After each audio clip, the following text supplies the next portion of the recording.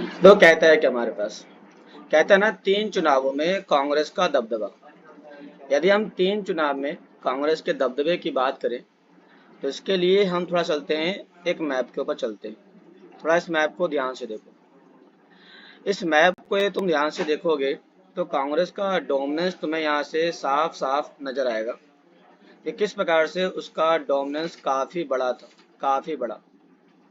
जरा गौर करो। कहता है 1952 और 1967 के दौरान कांग्रेस के द्वारा कौन कौन से राज्य में शासन किया गया।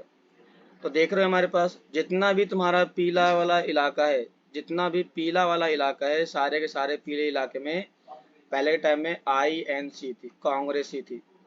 तो कांग्रेस पहले कितनी बड़ी पार्टी थी, जितनी बड़ी पार्टी आज के टाइम में बीजेपी भी नहीं, उतनी बड़ी पार्टी थी 1952 के टाइम में और 1967 के टाइम में।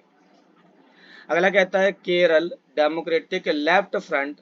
1957 से 1959 के बीच में इसकी जो पार्टी रही वह केवल और केवल कहाँ रहता है, तो केरला में ही देखने को मिल जाता है।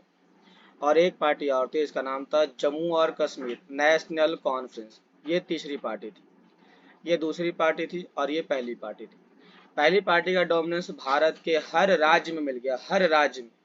दो को छोड़ करके, पहला आ गया अरुणाचल प्रदेश को छोड़ करके, दूसरा आ गया नागालैंड को छोड़ करके। इनको यदि छोड़ दिया जाए तो भारत के हर हिस्से में कांग्रेस का प्रभाव देखने को मिल जाता है।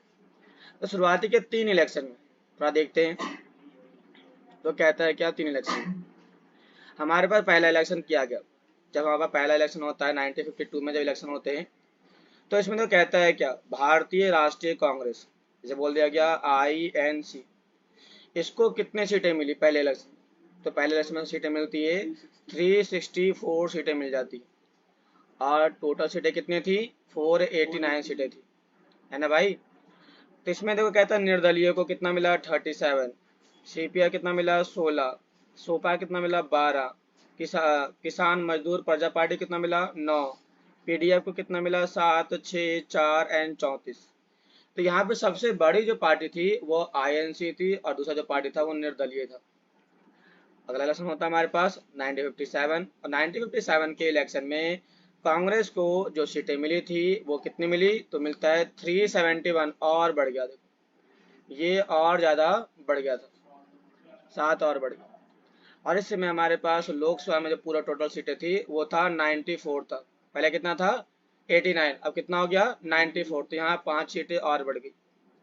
तो यहाँ पर कहता है निर्दलीय को, यहाँ पर 37 था ये 42 हो गया, जहाँ ये 16 था 27 हो गया, और जहाँ ये 12 था वहाँ 19 हो गया, और जहाँ 9 था वहाँ 7 हो गया। इस प्रकार से यहाँ पर अन्य पार्टियां देखने को मिल जाती है। तीसरा इलेक्शन होता है हमारे पास 1962 में, तीसरा इलेक्शन होता है। लेकिन तीसरे इलेक्शन के अंदर भी इसकी सीटें उतनी ही रही, लगभग 361 के आसपास रही, 61।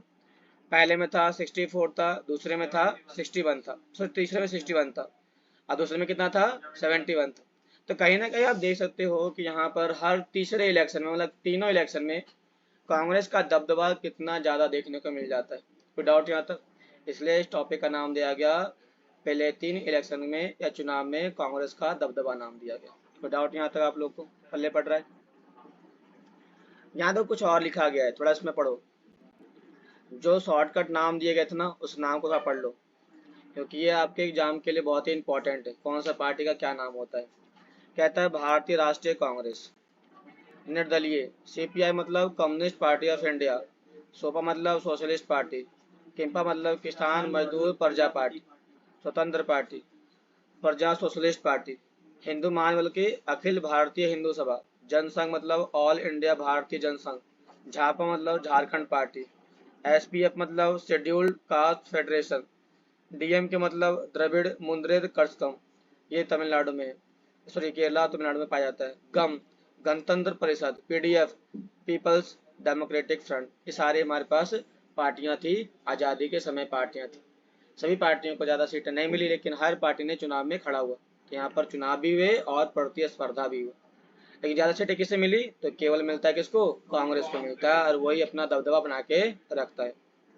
अब इसी चीज को हम पढ़ेंगे, रिटर्न फॉर्म में पढ़ेंगे। आइए देखते हैं क्या कहता है।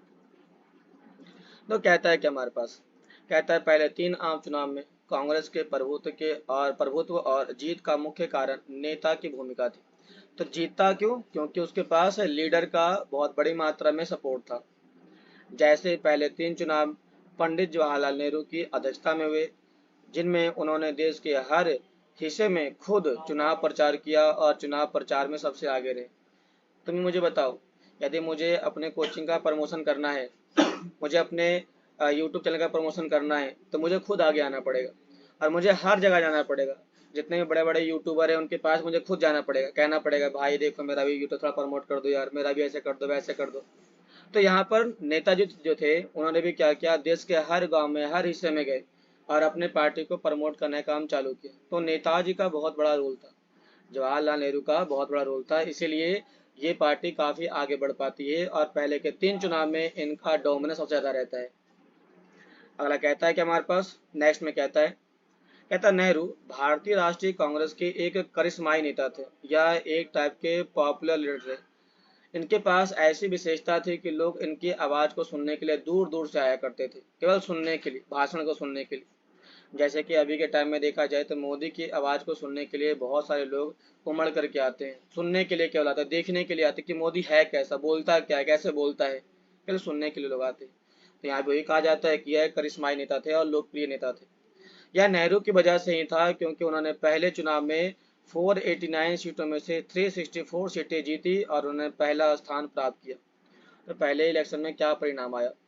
पहले इलेक्शन में बात करते हैं तो पहले इलेक्शन में सबसे बड़ा सीट आता है, वो आता है आईएनसी को आता है। दूसरा आता है कम्युनिस्ट पार्टी 16, सोशलिस्ट पार्टी 12 और किसान मजदूर प्रजा पार्टी 9। ये थे पहले इलेक्शन का रिजल्ट था, आउटकम था, और ये एग्जाम में आया हुआ है। एग्जाम में आया हुआ है कि पहले लोकसभा इलेक्शन का क्या आउटकम रहा, किसको कितनी सीटें मिली, एक्सप्लेन कीजिए। तो सारी सीटें मिली आप लोग। क्वेश्चन ये भी आया वन वर्ड में कि पहले आम चुनाव में फर्स्ट लोकसभा इलेक्शन में किसका सबसे बड़ा रोल था? तो नेहरू जी का रोल था। किसका रोल था? नेहरू जी का रोल था।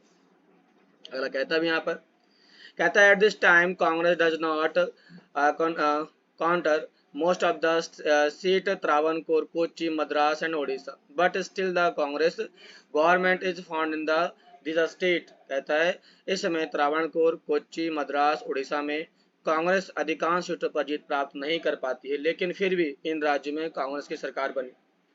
गवर्नमेंट का गठबंधन किया गया, गठबंधन कॉलिजन गवर्नमेंट किया गया। हमें सीटें नहीं मिली लेकिन हमने कहा देख भाई तू हमारे साथ मिल जा और हम मिल करके सरकार बनाते हैं। तो यहाँ पर उन्होंने सरकार बनाई, इसे कहते हैं कॉलिजन गवर्नमेंट कहते हैं, गठबंधन की सरकार कहते हैं। ये बनाया गया यहाँ पर।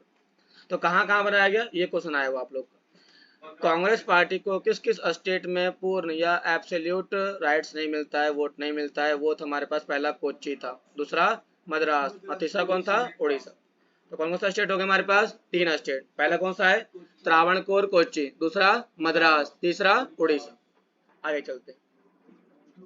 कहता है इस प्रकार राष्ट्रीय और प्रांतीय स्तर पर कांग्रेस सरकार बनी और पहले आम चुनाव के बाद नेहरू को भारत का प्रथम प्रधानमंत्री बनाया गया। तो प्रधानमंत्री ऐसे नहीं थे कि वो उड़ के बन गए, बल्कि उन्होंने बनने के लिए बहुत मेहनत की। उन्होंने हर जगह पे चुनाव के लिए खड़े हुए, चुनाव के लिए भीख मांगा, वोट मांगा, लोगों के पास गए, वायदे किए, पूरे किए, तब जाके उनको पहला भारत का प्रधानमंत्री बनाया गया। पहला कहता था second Lok Sabha election in India were hold 1957 में जब किया गया, और तीसरा होता है हमारे पास 1962 में किया गया था।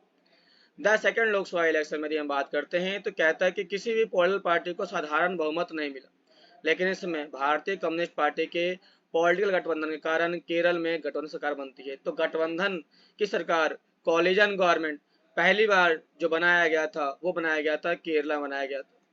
केरला में जो बनाया गया दो पार्टी ने मिलकर बनाया था। पहला था हमारे पास भारतीय कम्युनिस्ट पार्टी, जिसे बोलते हैं communist party of India, CPI बोलते हैं, और यहाँ की लोकल पार्टी से के द्वारा मिलकर बनाया गया था।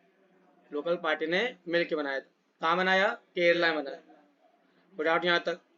तो यहाँ पर पहली बार ऐसा समस्या है, पहली बार ऐसा हुआ है कि यहाँ पर CPI ने कांग्रेस को एक राज्य में हरा दिया और वो था केरला।